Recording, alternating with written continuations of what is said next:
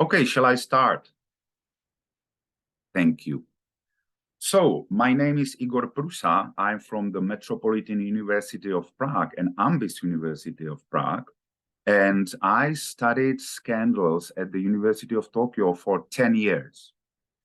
Don't do this. It was not the best idea because Toda is too conservative for this topic. And I had big problems pushing through this topic up until my PhD, but I made it. And in the meantime, I conducted 3 case studies. The first was the celebrity drug scandal of Sakai Noriko. The second was the political scandal, a political donation scandal of Ozawa Ichiro. Both scandals were in 2009.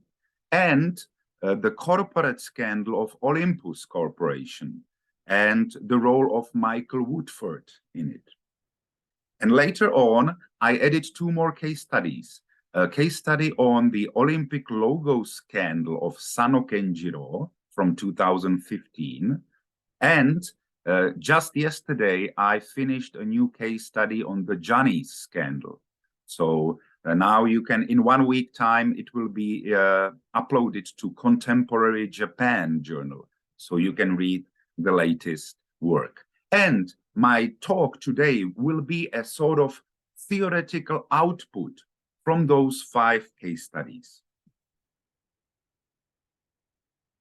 Now, I was always astonished by the media extravaganza which surrounds every minor transgression.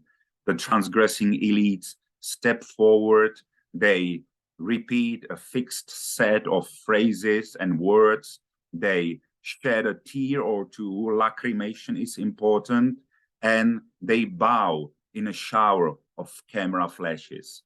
And I was wondering, what is this theater about? It's a spectacle, it's a theater, and as I would argue, it is a social ritual. But before I get there, let me give you one simple definition of scandal. What are the main conditions, the basic conditions for a scandal to emerge?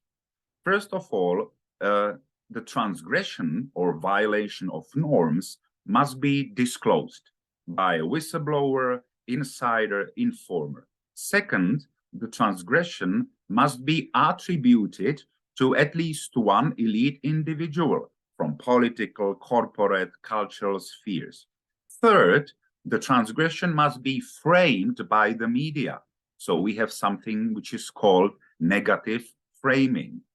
Fourth, the transgression must be denounced by the public. The public feels moral indignation. And 5, finally, the transgression must be sanctioned by the authorities. And we have material or legal sanctions, and then we have symbolic sanctions. Legal sanctions are detention, fines, suspended sentence, and so on. But symbolic sanctions, they lie in a loss of face, position, or status. So these are the sanctions. And today I will be discussing chapter 4 and 5 from my book, namely Japanese scandal as media product and Japanese scandal as social ritual. These are my 2 perspectives or approaches to Japanese scandal. So first of all, let me start with Japanese scandal as media product. Now, if you want to understand scandals in Japan, we should discuss the important power actors or the important forces, social forces behind every scandal.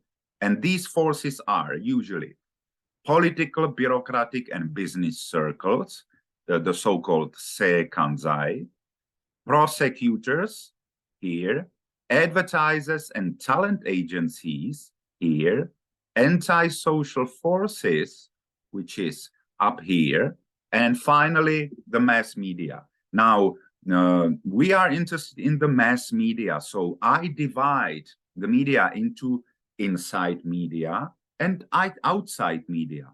The inside media the dailies, the TV broadcasts, the news agencies, they are located inside of the sacred power triangle. And they are supposed to monitor other power actors. However, the inside media usually work as PR for the authorities, while it is the outside media who attack the establishment by revealing a transgression. And in my book, I argued that scandal is a composite product of interaction among these power actors. But I'm more interested in the media here. So let me explain the difference between the inside media and the outside media in Japan, because this is very important for understanding how scandals are produced. The inside media, that is basically the media oligopoly of major news companies. So the big dailies, the TV networks, the blog newspapers, the news agencies. And these subjects are all members of Nihon Shimbun Kyokai, or Japanese Newspaper Association. And this association is guided by something which is called the Reporters Club System, or Kishakurabu. And Kishakurabu organizes access between news media and sources. However, Kishakurabu practices self-censorship, or jishuku, and they avoid investigative journalism. This is why scandals are usually kept private by the inside media. The inside media do not want to touch any controversy, rather, especially the political controversy. So on the one side, we have the inside media. On the other, we have the outside media. And that is pretty much the media periphery. I'm talking about the weeklies, monthlies, photo tabloids, sports papers, local papers, foreign media, importantly, and online communities. And all these subjects are not members of Nihon Shimbun Kyokai, which is why they do not need to follow the strict rules of Kishakurabu. And perhaps the most important outside medium is the weeklies, or shukanshi. They are the main instigators of scandal. Those weeklies that are owned by large publishing houses. So, for example, Bungei Shunju runs Shukan Bunshun, or Shinchosha runs Shukan Shinsho. And these two weeklies are the biggest instigators of scandal. And my overall argumentation is that scandals are usually triggered by the outside media in Japan. Now, when I look at the scandal production in the media, I distinguish between three stages. One is leak processing, the other one is scandal proper, and finally, climax and fade out. Now, let me focus on these three stages. First is leak processing. That means that the scandal is an open secret to a select few, but it is not yet in the public domain. And in order to push the scandal to the public domain, we must have something which is called whistleblowing, naibu kokuhatsu. It is an insider revealing information about some secret in the public sphere or in the private sphere. And Japanese whistleblowers usually contact the tabloid journalists, the prosecutors, and the police. But they do not contact the big dailies because they usually refuse to publish scandal. Now, I argue that scandals in Japan are always given, never simply born. Scandals are nothing spontaneous. It's a social construct, many people working on it. And I argue that the whistleblowers are motivated to leak a scoop by three aspects. First is cash. Cash means that the scandal disclosure is financially motivated. So the journalist they sell a tip, or they write under a pen name and they publish. These can be the Kishakurabu journalists, but they publish the article in a weekly, in a Shukan Shincho or Shukan Bunshun, under a different name. And journalists can get up to $1,000 for one scoop. So it pays well to leak a scoop. So that would be cash. The second aspect or motivation for the whistleblowers is conspiracy. If it's conspiracy, then we say that the disclosure is politically motivated.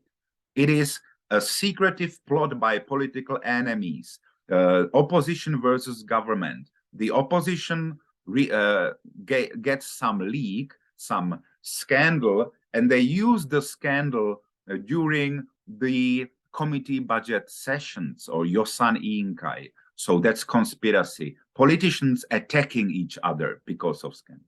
And finally, the third aspect or third motivation to leak a scoop is confession. And confession, that's where the disclosure is morally or motivated. One really is spontaneous and feels like he or she wants to confess to the media about some transgression. This is how it would look like on a picture. So here we have the public sphere on record, the private sphere off record. There is a transgression, and the transgression leaks to the public sphere based on either cash or conspiracy or confession. The coincidence is not really the case. Now, when we discuss whistleblowing and leak processing, we have to mention the role of Japanese social media, the online communities, the Japanese netizens or nettomin. These people are actually very active in leaking scandals to the public while setting the agenda for the mass media.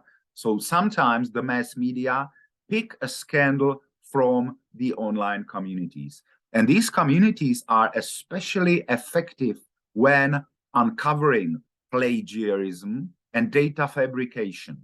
So, for example, the scandal of Haruko Obokata in 2014, that was leaked by the online communities, the social media. The same is for Sano Kenjiro, the Olympic logo scandal. Also here, it was the social media, the Japanese online communities that actually disclosed and triggered a scandal. And these online communities usually flame online debates, netto enjo or enjo jiken. They flame some debate, some scandal on bulletin boards, weblogs, video platforms such as Nico Nico, and e-journals such as BuzzFeed. Now we enter the second stage, the scandal proper. And that is when the inside media are actually pushed to cover a scandal as well. And there are four main impulses for the inside media to start cover a scandal. First, it is the official investigation. When there are legal proceedings, when there are raids, when there are arrests made, that's pretty much when the big media must report on the scandal. The second impulse to start coverage is the tabloid pressure.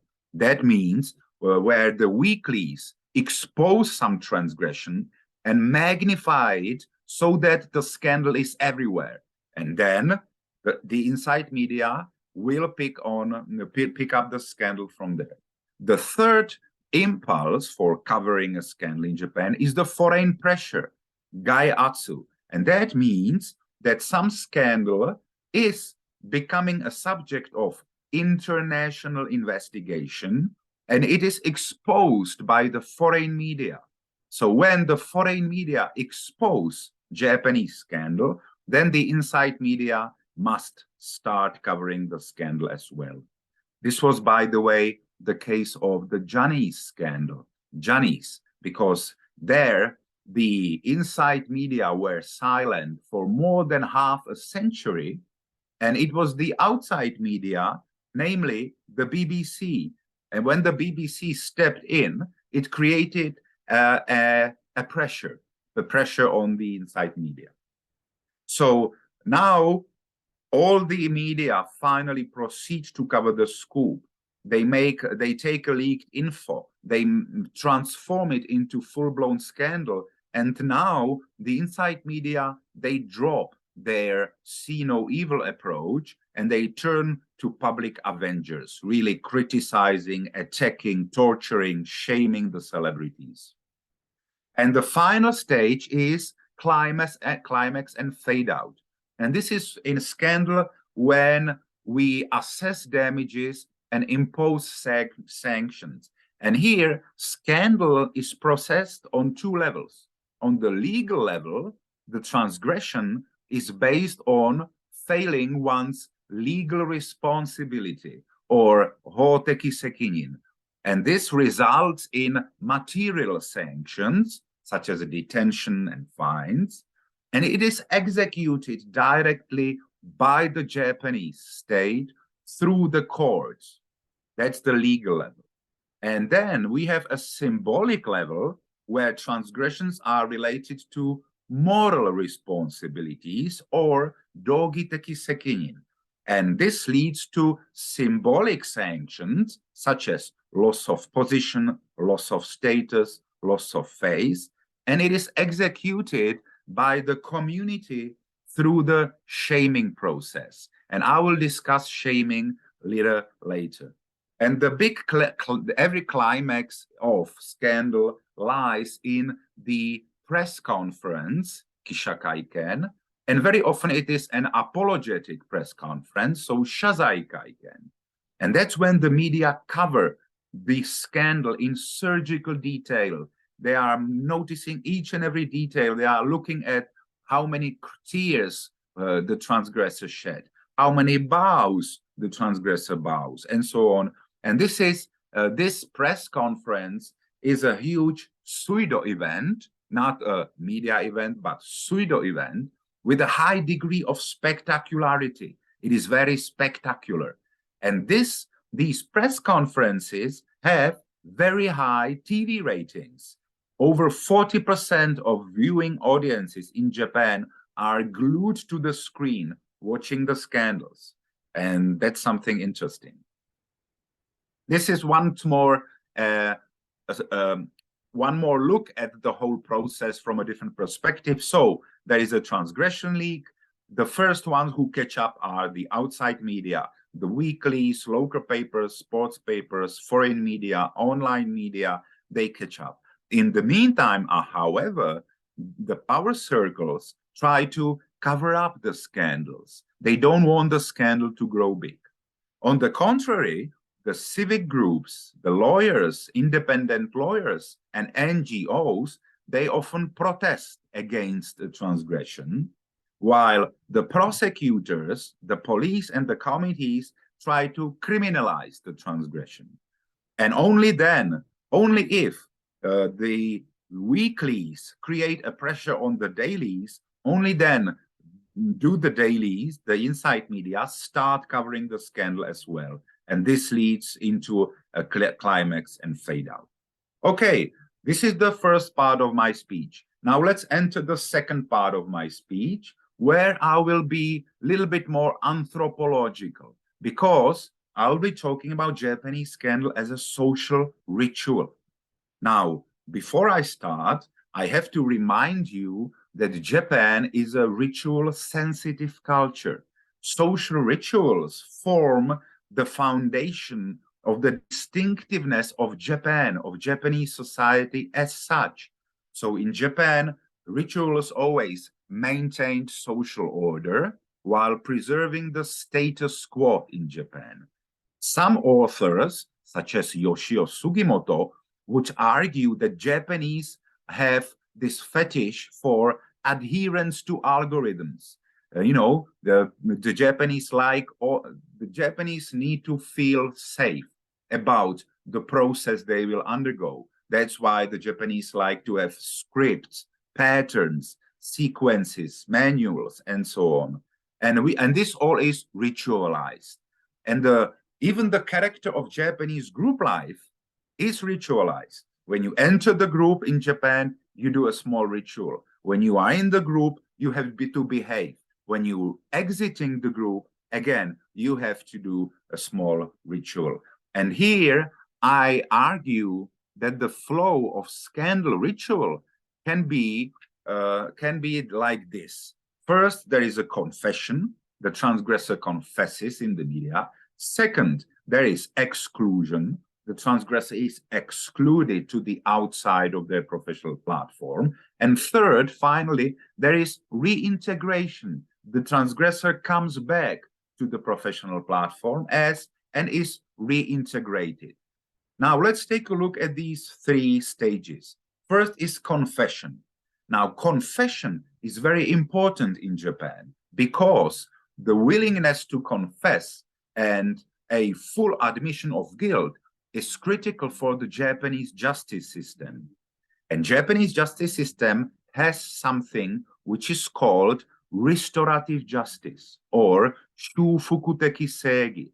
And this is basically the case where there is a huge psychological stress being inflicted on the transgressor. Second, the transgressor is isolated from the society. Third, the transgressor is subjected to lengthy interrogations. And finally, this all is done for a full, ideally tearful confession. And I argue that we can see the restorative justice in Japanese scandals as well.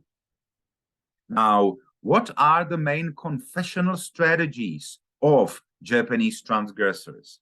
First, there is this apologetic strategy or shazai no senryaku. That's when the celebrity fully confesses, admits responsibility, and it is typical for celebrity scandals. The second strategy is the defensive strategy or mamori no senryaku, and that's claiming innocence, denying accusation, and scapegoating secretaries, which is typical for political scandals. And finally, we have offensive strategy or seme no senryaku in scandal, and that's when the transgressor counterattacks the accusation, fills libels, and sues publishers. And this is typical for heavyweight politicians, great power holders, and foreigners. I will get to it. First, let me take a look at the apologetic strategy. What I looked at, what are the typical words and phrases that are used by the Japanese transgressors? And I found out that the transgressors apologize sincerely for failing responsibility, sekinin, a very important word, for causing disturbance, distrust, worry, inconvenience to citizens, affiliates, clients, fans, investors, or to everybody offended. So this is a typical apologetic strategy or shazai no senryaku. However, in case of the politicians, we have something called defensive strategy. And that is where a politician claims his innocence on the television, which is called keppaku kaiken, and the politician tries to transform the scandal into an affair where, accusation can be reversed, and the politicians tries to shake off the responsibility. And what are the usual words the Japanese politicians use? Well, they didn't know about the transgression. They do not remember. They cannot comprehend. They cannot comment. They render scandal as misunderstanding. They find it unnecessary to respond, or they left the matter up to their secretaries, or hisho ni makaseta. That's a typical defensive strategy. And finally, we have the offensive strategy, or seme no senryaku, and that lies in counterattacking the accusation. And this is used only by those people who are angry and who feel strong feelings of injustice, such as Michael Woodford in the Olympus scandal. Michael Woodford counterattacked the Olympus heads and he won the case. Or the offensive strategy is used by those people in Japan who have unshakable power and influence, such as Johnny Kitagawa. So before his death, Johnny Kitagawa was always counter-attacking the accusation. He always attacked the accusation. He sued the publisher. So this is typical for Johnny Kitagawa, offensive strategy in scandal. For example, Shukan Bunshun in 1999 revealed the Kitagawa scandal, but Kitagawa sued the publisher, and many things were right. Now, in every scandal, it is not only the words, but also the body, which becomes observed in any ritual, including the scandal ritual. Now, in Japan, as you know, the obsession with proper appearances runs deep. So the Japanese media, during their scandals, they over-focus on appearances, mitame. The media discuss lacrimation, sweating, blushing. The media observe the hair color, the makeup style, the dress code, and importantly, the media comment on the transgressors' glances, gestures, postures, bows. Now, the bow is important because it indicates the degree of deference. Now, some people say that the ideal bow is 90 degrees deep and should last at least 3 seconds. But if you look, for example, at Prime Minister Abe, during his scandal in 2016, he was bowing his head for 8 seconds. And that's a very long time. So Abe really wanted to say that he is really sorry. But look at Taguchi Junnosuke from the cartoon band. He actually laid his head on the floor in front of the police station, and he did dogeza, or prostration pose, for 16 seconds. It was a very long ritual. And it's interesting that Taguchi Junnosuke's crime was only smoking marijuana, smoking weed. So this is the message. If you smoke marijuana in Japan, you may end up like Taguchi Junnosuke, bowing for 16 seconds. So let's be careful about that. Now, during the scandals, the transgressors are shamed. So the role of shaming in Japanese moral discourse is very important. We must be careful with some authors such as Ruth Benedict and her Hajino Bunka. This is not good. But we can follow Leo Leonardsen, who is a scholar of crime in Japan. And he said that Japan is a shame-based consensus culture. So there is consensus, but the consensus is upheld by the threat of shaming. Nobody wants to be shamed, just like the celebrities on the television. And that's why only the threat of shaming contributes to social maintenance in Japan.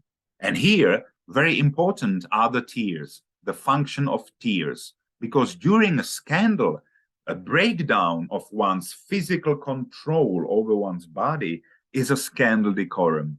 In other words, the transgressor should cry a little bit, because based on the justice system, if you cry, you will maybe get a better sentence. You will not be sentenced that harsh if you show your tears. And this sentiment reflects itself in Japanese scandals as well, where it is believed that apologizing it in tears will reduce the punishment. It will reduce the length of the social exile the celebrity is exiled to. And when we talk about the tears, we can recall the scandal of Sakai Noriko from 2009. Sakai Noriko was crying, and the journalist counted her tears.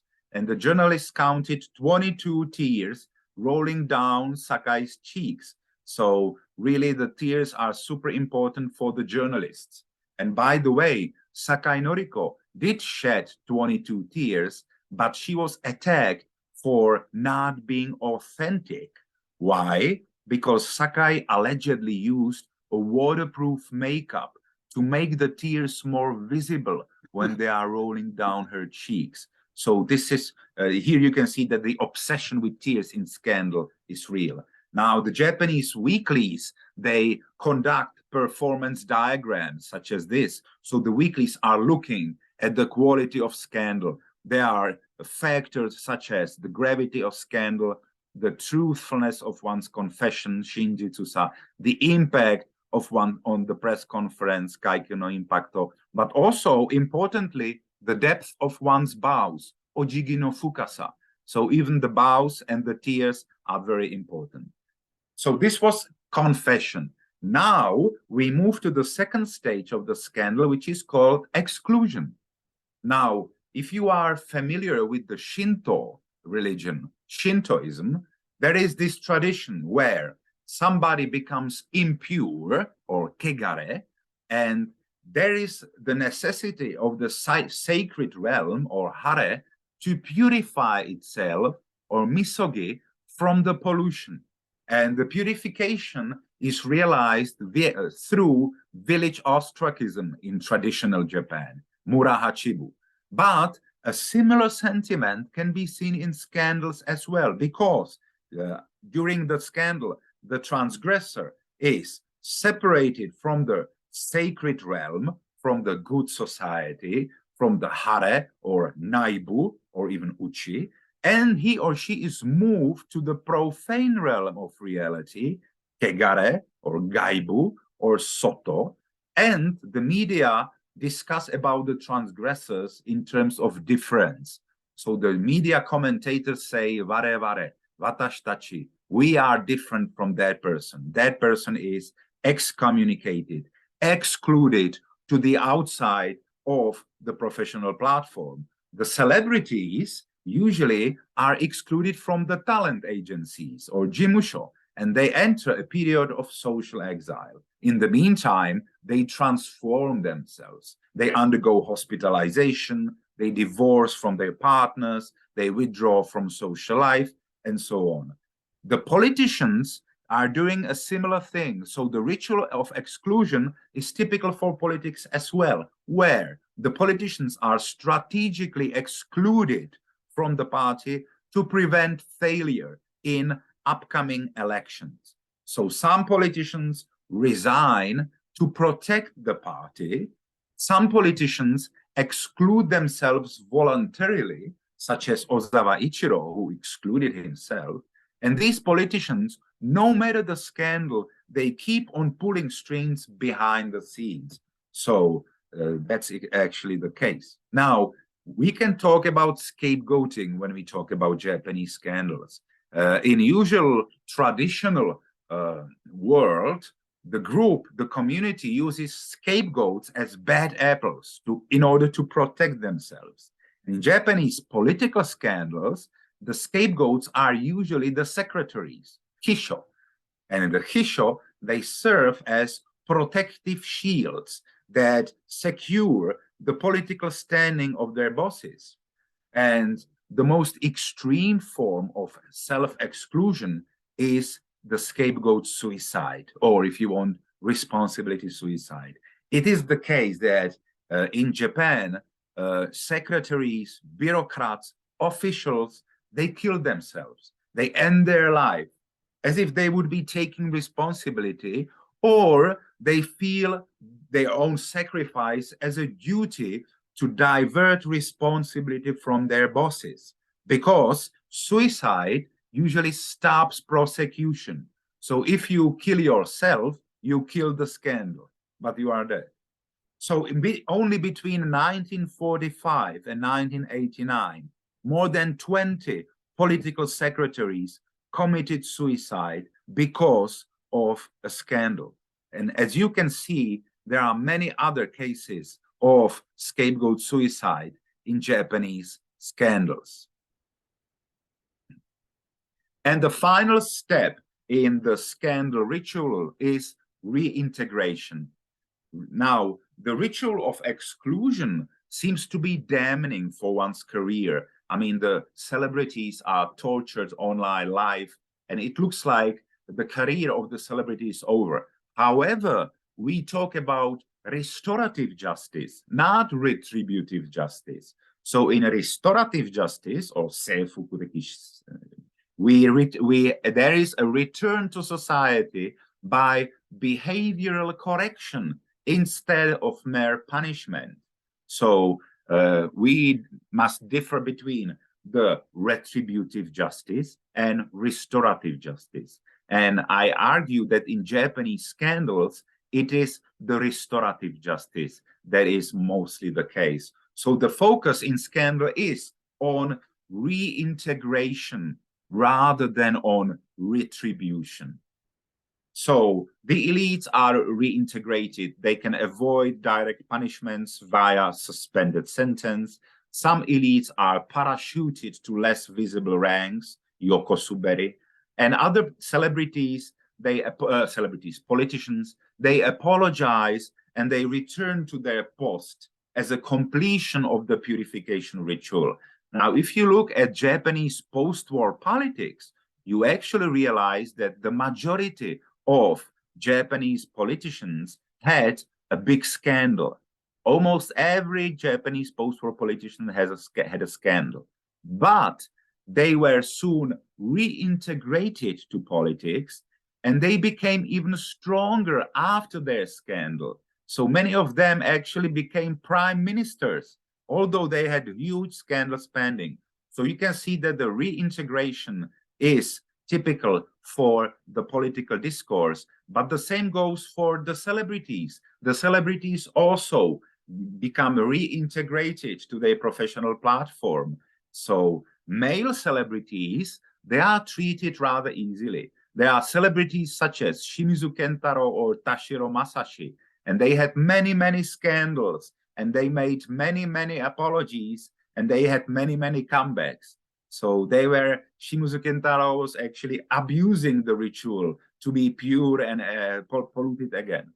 Other male celebrities, such as Inagaki Goro from the SMAP band, he had a scandal in 2001, hit and run traffic accident, and it was a terrible scandal. Everybody was crazy. However, Inagaki Goro made comeback in 5 months. So he was reintegrated very quickly after his scandal. Now, if we look at the case of Oshio Manabu, the Japanese celebrity, Oshio Manabu had a serious drug scandal. He was taking drugs with the hostess, and the hostess died during this session. So Oshio Manabu had a huge scandal. However, even in his case, he was allowed to come back and he was reintegrated, although he had to wait for 5 years' time. If the transgression is really serious, then the transgressor must wait for many years' time. But usually, the transgressor waits for only 6 months, 5 months, 7 months, such as the female celebrities. Becky had a dating scandal in 2016. It was a huge media event. Everybody was shocked because of Becky's scandal. However, Becky made a comeback in 6 months' time only. So she was reintegrated in 6 months' time. The same goes for other celebrities such as Minegishi Minami or Sashihara Rino and many others. All those girls, they had their sex scandals or dating scandals, but they made comeback within a half-year time, 7 months, 4 months, and so on. Now, sometimes things go a little bit wrong in scandal. This is what I call strategy collapse. So I was talking about 3 strategies in Japanese confession: apologetic, defensive, and offensive. But there is one more category which I call strategy collapse. And this is the case of Nonomura Ryutaro, who had his scandal in 2014, and it was a disaster. Nonomura Ryutaro failed to explain his transgression. He struggled to express regret. He verbally attacked the journalists, and finally, he collapsed in a hysterical emotional tantrum. So this is very bad. And in this case, the reintegration is not possible anymore because Ryutaro did not proceed with the scandal ritual. So Nonomura Ryutaro became a jobless recluse. He was kicked out of the politics, and now he is a pariah totally excommunicated in his community. And this is also because many Japanese people felt hazukashi. They felt ashamed because this scandal went global and viral, and the whole world was watching Nonomura crying. So it was really a hazukashi thing for many Japanese conservative audiences. But if you look at Minegishi Minami, she did also something crazy. She shaved her head as a form of atonement for her scandal. However, she confessed in tears. She admitted to her transgression. She expressed deep remorse. And thanks to this, she gained some public sympathy in Japan, and she made a very quick comeback. So she was reintegrated smoothly, but Nonomura Ryutaro failed to succeed in the scandal ritual, and he was excommunicated. To conclude my speech, there is something which is called the sacred realm and the profane realm. That's the inside of a society, the naibu, the uchi. And the transgressor usually departs from the sacred realm, or to say it better, is pushed out of the sacred realm toward the televised confession. After the televised confession is done, the transgressor is excluded to the profane level, to the outside, to the gaibu or soto, and he stays in social exile or murahachibu. And after months' time, usually after a half year, the transgressor is reintegrated back to the good society, to the sacred realm. And I can talk much more, but here I would like to stop, and maybe you have some comments. So thank you very much for your attention, and the floor is yours. How can I stop sharing? This is okay. Thank you very much for your attention, because it was a little long. I'm sorry. No, thank you. Let me stop the recording just in case. Yes.